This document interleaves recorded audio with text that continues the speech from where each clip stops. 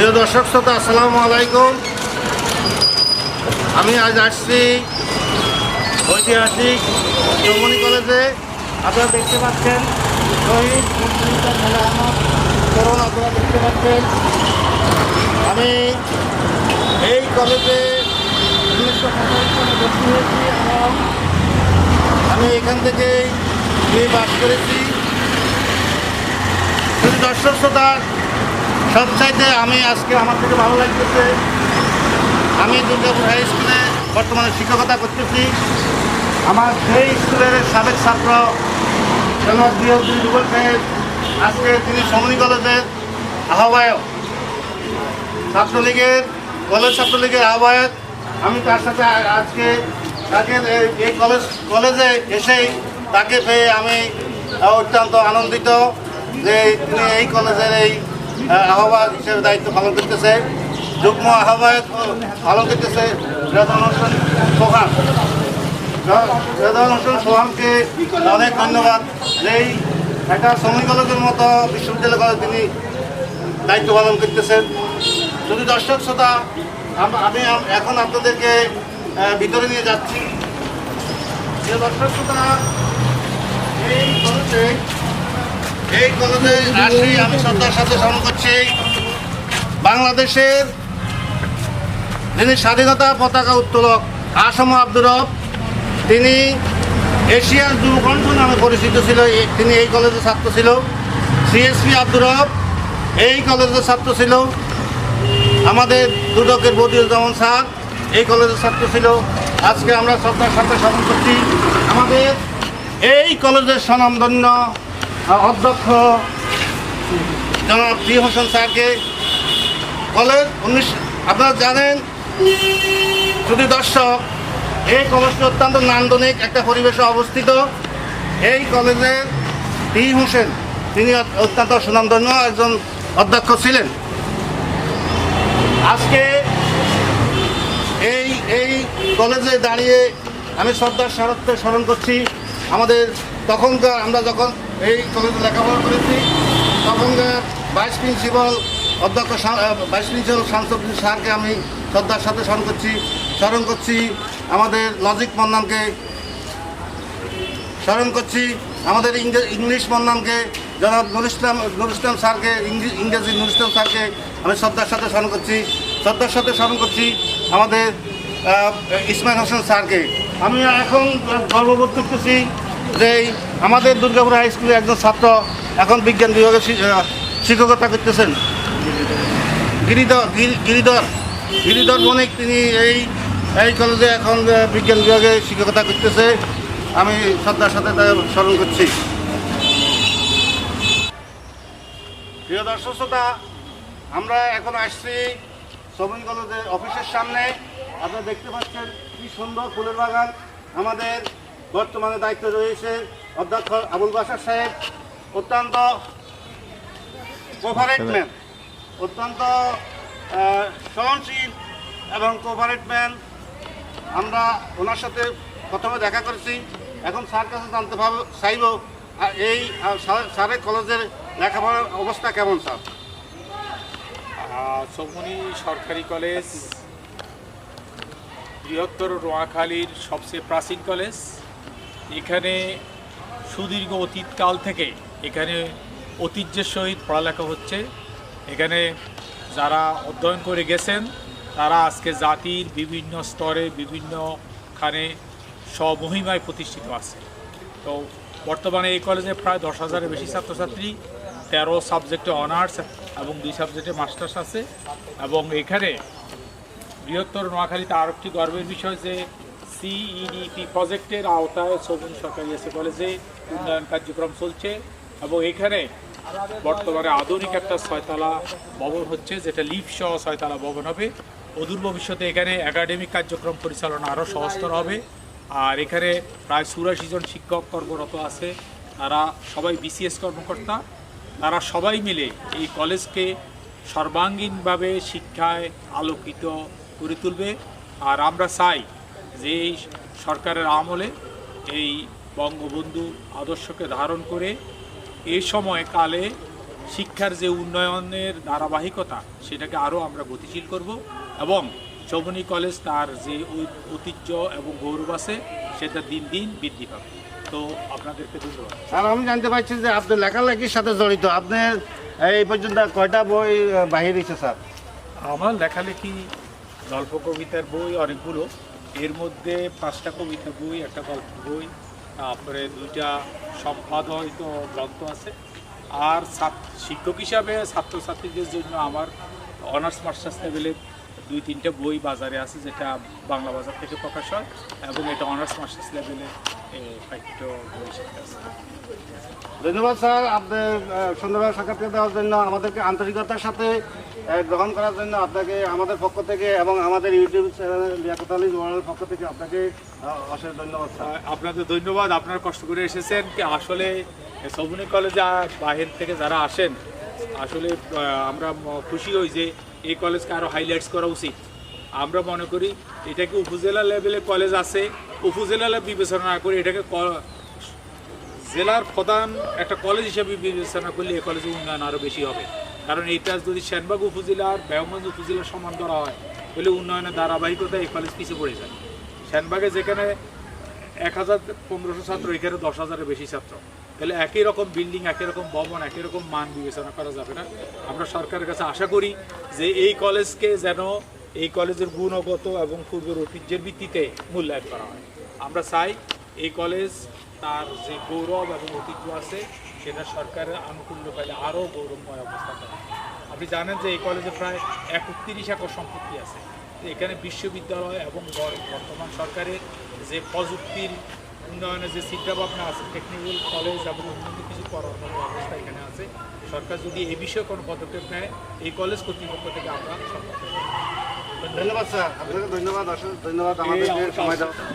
প্রিয় দর্শক, এখন আপনাদেরকে আমি কলেজ ক্যাম্পাস ঘুরিয়ে ঘুরিয়ে দেখাচ্ছি। আপনারা দেখুন, এই যে সামনে সুন্দর একটা পুকুর, সুরম্য দৃশ্য, সবুজ বৃক্ষাদি আচ্ছাদিত এই কলেজটি আপনারা দেখতে পাচ্ছেন। এই কলেজের নান্দনিক দৃশ্য আমি আপনাদেরকে দেখাচ্ছি। আপনারা দেখুন, এই আপনারা দেখুন যে এই কলেজের পুরা ভবন, পুরা এলাকা অত্যন্ত সুন্দর এবং অত্যন্ত মনোরম। প্রিয় দর্শক শ্রোতা, আপনারা দেখতে পাচ্ছেন আমার প্রিয় ছাত্র, যে দুর্গাপুর হাই স্কুলের সাবেক ছাত্র জনাব জিয়াউদ্দিন রুবেল সাহেব এই চৌমনি বিশ্ববিদ্যালয় কলেজের বর্তমানে ছাত্রলীগ কলেজ শাখার আহ্বায়ক। আমি এখন আমার এই প্রান্তীয় ছাত্রের কাছে জানতে চাইব যে এই চৌমনি কলেজ একটা ঐতিহ্যবাহী, চৌমনি কলেজের একটা গুরুত্বপূর্ণ দায়িত্বে আছেন। এই কলেজের বর্তমান রাজনৈতিক প্রেক্ষাপট কেমন? চৌমনি সরকারি এসে কলেজ বাংলাদেশের একটি ঐতিহ্যবাহী প্রাচীনকালীন কলেজ। আপনারা জানেন অত্যন্ত সুনামের সহিত আমাদের এই কলেজের কার্যক্রম পরিচালনা হয়ে আসতেছে। আমাদের এই কলেজের রাজনীতিও সুন্দরভাবে আমাদের রাজনৈতিক ধারাও চলমান আছে। আপনারা জানেন এই কলেজে অনেক জ্ঞানী গুণী এই কলেজ থেকে পড়ালেখা করেছেন এবং ওনারা রাজনীতি করেছেন, রাজনীতির সাথে সম্পৃক্ত ছিলেন। আমাদের তৎকালীন যে আমাদের স্বাধীনতা মান পতাকা উত্তোলনকারী যে জাতীয় নেতা, আমাদের বিশিষ্ট সমাজসেবক এবং বিশিষ্ট রাজনীতিবিদ, উনি এই অঞ্চলের মানুষ। উনি এই কলেজ থেকে উনি পড়ালেখা করেছেন এবং উনি এখান থেকে বিপি নির্বাচন করেছেন। পরবর্তীতে উনি ডাকসুর বিপি হয়েছেন। জনাব আসাম মাদ্রব থেকে শুরু করে আমাদের সাবেক শিল্পমন্ত্রী দিলীপ বড়ুয়া এই কলেজের স্টুডেন্ট ছিলেন। আমাদের সাবেক আমাদের বিমান ও পর্যটন মন্ত্রী শাহজাহান কামাল, উনি এই কলেজের স্টুডেন্ট ছিলেন। এবং বাউদ্দিরাজ অমরনাথ থেকে শুরু করে অনেক সচিব, অনেক জ্ঞানী গুণী লোকের এই কলেজ থেকে পদার্পণ ছিল। ওনারা এখান থেকে ওনারা পড়ালেখা করেছেন এবং পড়ালেখা করে আরও উন্নত পড়ালেখার জন্য কেউ বিশ্ববিদ্যালয় এবং বাইরে বিভিন্ন দেশ থেকে ডক্টরেট ডিগ্রি লাভ করে ওনারা দেশের বিভিন্ন জায়গায় প্রতিষ্ঠিত আছেন। ওনারা দেশের সেবা করতেছেন, এই কলেজের সুনামকে বৃদ্ধি করতে। ধন্যবাদ জনাব রুবেল সাহেব। আমরা যখন 1945 সালে এই মহাবিদ্যালয়ে পড়ালেখা করেছিলাম তখন কিন্তু কলেজের পরিস্থিতি কিন্তু এমন ছিল না, কিন্তু এখন বর্তমান সরকারের আমলে এটা খুব উন্নতি দেখতেছি। আপনার কি কি উন্নয়ন হইতেছে এই বর্তমান সরকারে, কি কি পদক্ষেপ আপনাদের জানা আছে কিনা বলেন স্যার। আপনারা জানেন বাংলাদেশ সরকারের মাননীয় প্রধানমন্ত্রী জননেত্রী শেখ হাসিনা, বাংলার আমাদের মমতাময়ী নেত্রী, বাংলার অভিভাবক যাকে বলা হয়, আমাদের সেই শান্তি বিশ্ব শান্তির দূত জননেত্রী শেখ হাসিনার উন্নয়ন, যে উন্নয়নের ধারাবাহিকতা চলতেছে সারা বাংলাদেশে, সেই উন্নয়নের ছোঁয়া আমাদের চৌমনি সরকারি এসে কলেজেও লেগেছে। আপনারা জানেন এই কলেজের অবস্থা আগে অনেক খারাপ ছিল। এই যে আপনাদের পিছনে যে অনার্স ভবনটা, সেটা 2008 সালে এ ভবনটি হয়েছে আমাদের তৎকালীন সাবেক সেনাপ্রধানের ছোট ভাই জনাব মিনাজ আহমেদ জাভেদ ভাই সহযোগিতা আমাদের 2008 সালে এই ভবনটি হয়েছে। এর পিছনে 7,60,00,000 টাকা ব্যয় একটা বড় ভবন হইতেছে, যেটা চৌমনি সরকারি এসে কলেজের একটা গুরুত্বপূর্ণ একাডেমিক ভবন হিসেবে ভবন হইতেছে, যেখানে অনেক ছাত্রছাত্রী এবং শিক্ষকবৃন্দ ওনারা ওনাদের কার্যক্রম এবং পড়ালেখার মান উন্নয়নের জন্য ওনারা কাজ করে যাবেন। পাশাপাশি আরও কিছু উন্নয়নমূলক কাজ হবে। সামনের ওই যে আমাদের যে তিনশিট ইয়েটা আছে, এখানেও আমাদের ভবনের কাজ শুরু হবে। এটা নিয়ে আমাদের রিসেন্টলি আমাদের ইয়েরা আসছে, এই জেলা অ্যাক্সিডেন্ট ইঞ্জিনিয়ার্সও আসছে। আপনারা জানেন ইনশাল্লাহ এবং আরও ভালো কাজ হবে। আর আরেকটা বিষয়, যেটা বাংলাদেশের খুব কম সংখ্যক কলেজে সিইডিপি প্রজেক্টটা অনুমোদন হয়, এর মধ্যে আমাদের চৌমনি সরকারি এসে কলেজে যে সিইডিপি প্রজেক্ট আমাদের স্যার একটু আগে বলেছে, সেখানে 3.5 কোটি টাকা আমাদের সিইডিপি প্রজেক্ট থেকে বাজেট হয়েছে আমাদের এই কলেজের জন্য, যেটা কাজ চলমান। আপনারা জানেন তিরতলাতে এখানে একটা অত্যাধুনিক আইসিটি ল্যাব নির্মাণ করা হয়েছে এবং কম্পিউটার ল্যাব আছে, এবং পাশাপাশি প্রতিটি আমাদের বিজ্ঞান ভবন এবং তাদের অনেক রুম এগুলো নতুন করে নির্মাণ করা হইতেছে।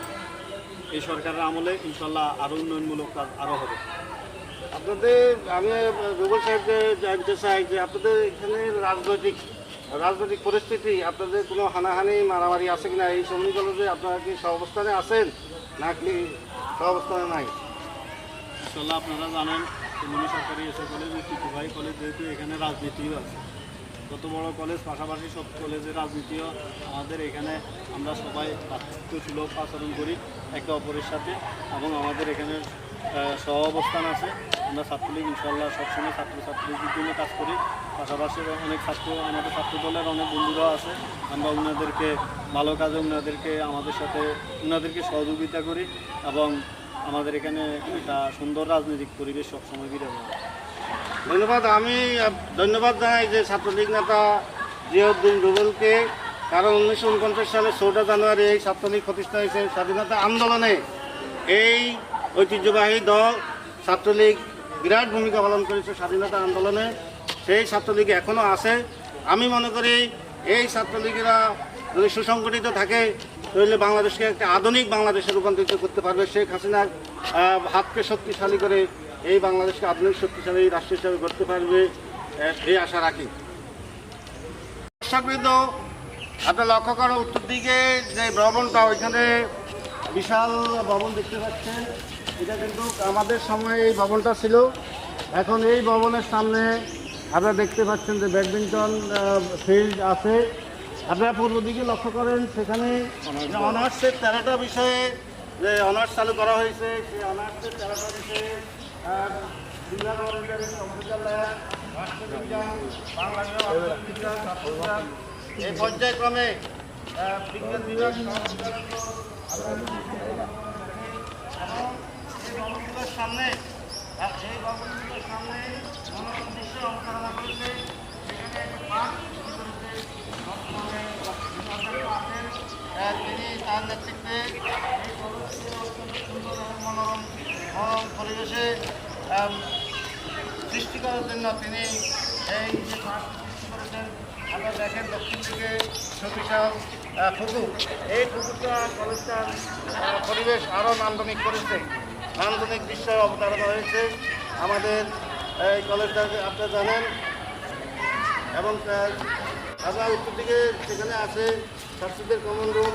সবথেকে বড় কথা হচ্ছে আপনারা জানেন যে আমাদের বর্তমানে যিনি জাতীয় সংসদের স্পিকার আছেন শ্রী সামিন চৌধুরী, তার পিতা রফিকুল্লাহ চৌধুরী এই কলেজের তিনি লেখাপড়া করেছেন সিএসপি রফিকুল্লাহ চৌধুরী, যিনি বঙ্গবন্ধুর পিএস ছিলেন এবং তিনি আজীবন বঙ্গবন্ধুর সাথে কাটিয়েছেন।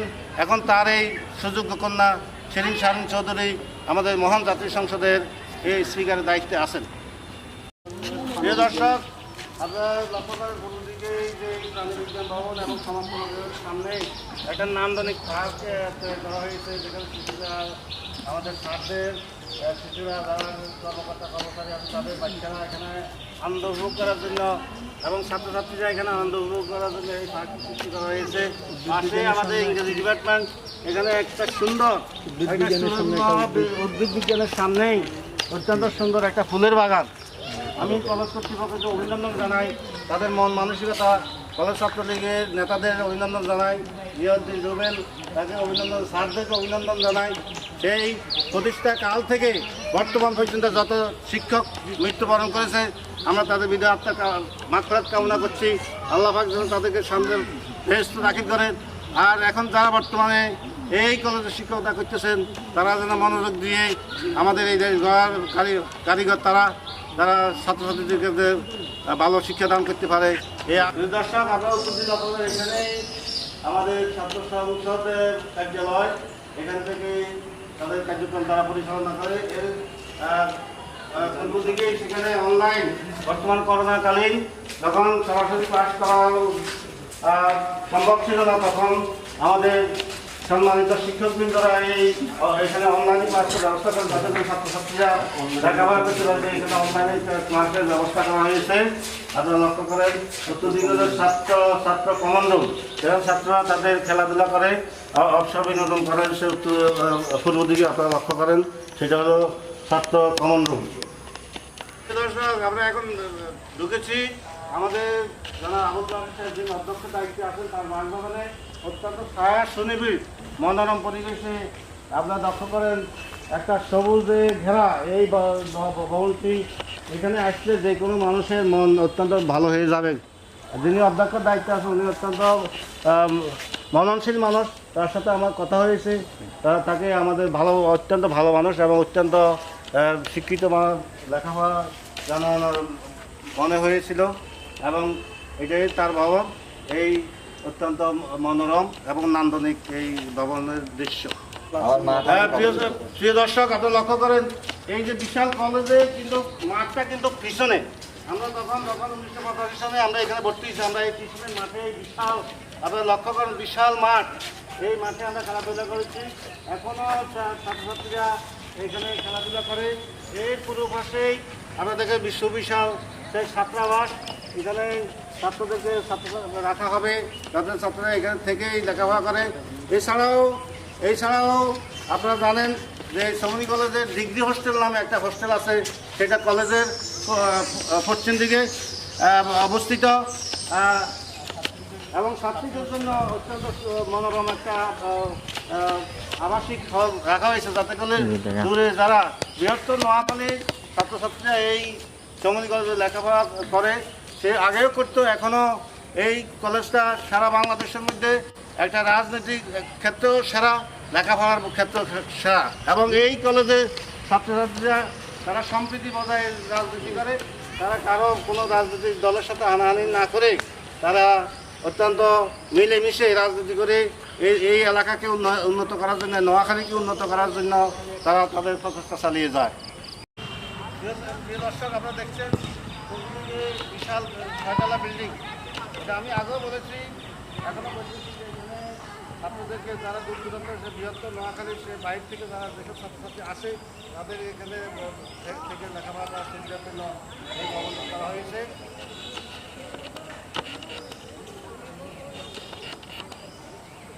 প্রিয় দর্শক, আপনারা পশ্চিম দিকে লক্ষ্য করেন কলেজ থেকে ঢুকতেই যেখানে দোতলা একটা মসজিদ, অত্যন্ত সুন্দর একটা সুন্দর মসজিদ। যেহেতু আমরা মুসলিম অধ্যুষিত দেশের মানুষ, এইখানে ছাত্রছাত্রীরা এখান থেকেই তাদের নামাজ কালাম পড়বে, এখান থেকে তারা শিক্ষা নেবে, পরবর্তী জীবনে যেন তারা কাজে লাগতে পারে।